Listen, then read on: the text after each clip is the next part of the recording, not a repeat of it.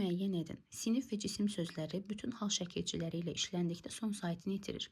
Sinif və cisim sözləri istənilən sayt ilə başlanan şəkilçi artırdıqda ikinci saytını itirən sözlərdir.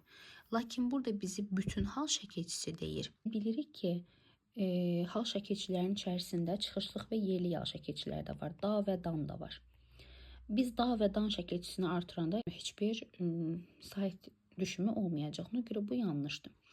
Yönlü hal şəkilçisi artırılmış bütün sözlərdə tələffüz fərqi yaranır.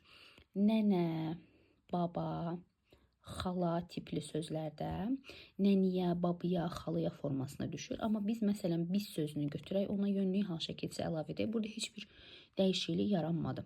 Ona görə bu da yanlışdır.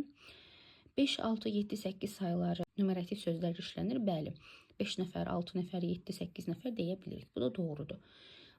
Cavabımız da olur B.